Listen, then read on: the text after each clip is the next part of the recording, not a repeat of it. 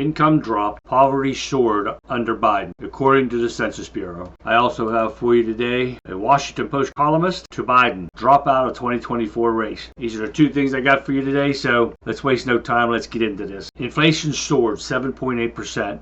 from 2021 to 2022, marking the largest single-year increase in cost of living since 1981. This is what we're seeing under Joe Biden. And this is for you liberals out there that can't think for yourselves, so you let other people think for you. Now, I'm going to give you the facts, the true facts of what you won't find on the liberal fake news media. Believe it or not, look it up for yourself if you don't believe me, but this is the facts. Joe Biden has ruined this economy, ruined this country, and he continues to do it. And here's some of the facts for you. Despite Biden administration's effort to tout the alleged success of Bidenomics, which is a failure, a report from the United States Census Bureau has revealed that many Americans saw their economic situation deteriorate dramatically in the first half of Biden's term. What you liberals don't remember is when Trump was in office, you guys had more money in your paychecks. They were taking less taxes out of you. You still received refunds at the end of the year for your income tax return. Gas prices were down below $2. Everyone was financially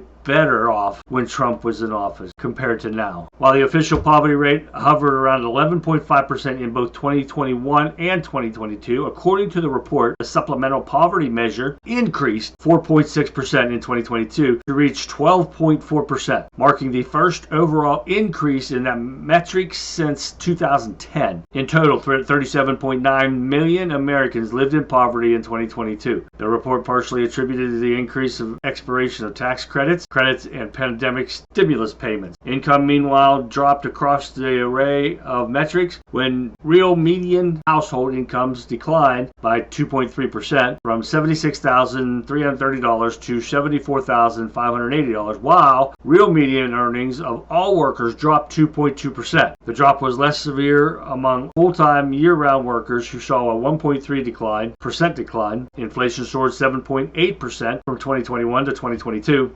Marking the largest scale increase in cost of living since 1981. This is the stuff that Biden's doing. Oh yeah, you want to mention, he signed the Inflation Reduction Act, which only raised the inflation up by $1.7 trillion.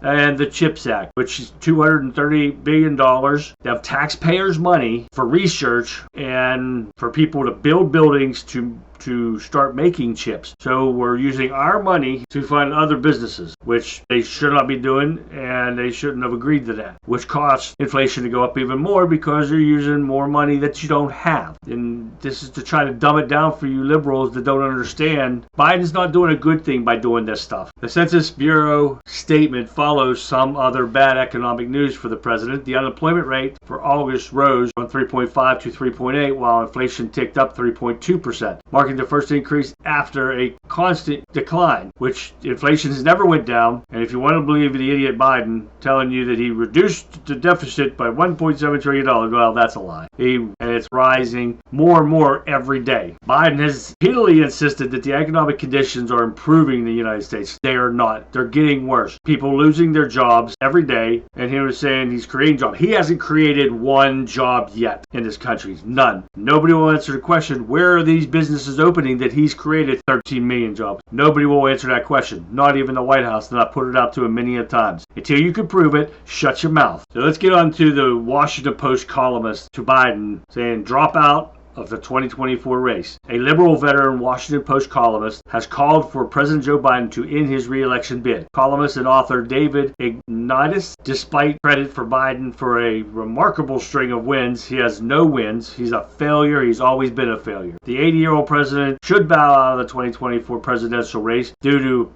two big liabilities: his age and fake Vice President Kamala Harris. Get it right. She is as dumb as a box of rocks. She's a dunce. Every time I get a chance, I put a little mouse on there, Tom and Jerry. So Jerry with a little dunce cap on, because that's her. I don't think Biden and Harris should run for re-election, Ignatius wrote in a Post opinion column on Tuesday. It's painful to say that given my admiration for much of what they've accomplished, which is nothing, but if he and Harris campaign together in 2024, I think Biden risks undoing what he does no achievements. This man is a failure of political career. He's a criminal. He's been bribed, taking money from China, Russia, Romania, Ukraine. All my videos in the past have showed this. Go back and look at them, and you'll see what I'm talking about. If you go back to my other videos, you'll see where 75% of even Democrats don't want Joe Biden to run. So that's saying something. And I'm telling you now, and I've said this in my other videos, Joe Biden will not be a Democrat nominee. This is smoke and mirrors. They're blowing it up your skirts. He will not be the nominee. And I get on here, and these liberals get on here, and they want to try to argue and say he's done so good for this company.